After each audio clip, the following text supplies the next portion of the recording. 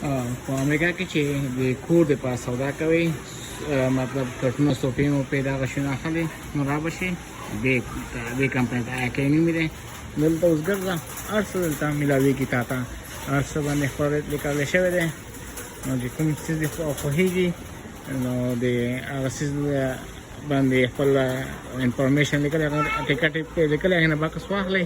نو بیا شاته ګودام کې پراته دي هلته بیا راواخلئ اوس لکه دا مثال په سل دا ټیبل په $100 وایي نو ته به چې دی د دې ځای نه عکس واخلئ دا نمبر به واخلئ شاته بیا پسې وګرځي بیا د شاته ګودام کې پراته دي دا دوی صرف سیمپل یې پراته دي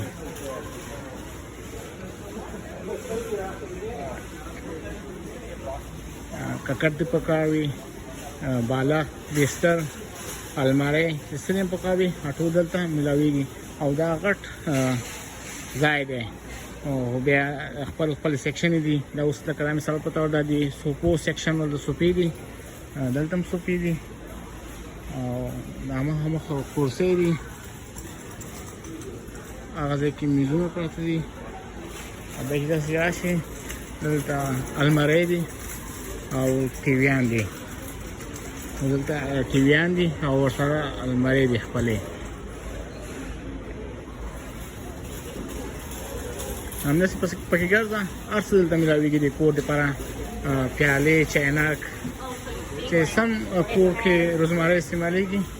هغه دلته ټول پراته دي او په هر څیز باندې خپل خپل ریټ لیکلی شوی دی اوس دا د کتابو دپاره الماری یا د لوښو ایښودلو دپاره په $500 وایي نو زه په دې هفتې کې 3 ځلې دلته راغلم 3 ځلو کې $300 ولګېدل چې نن به څو نه ولګېږي نو که غواړې چې امریکا کې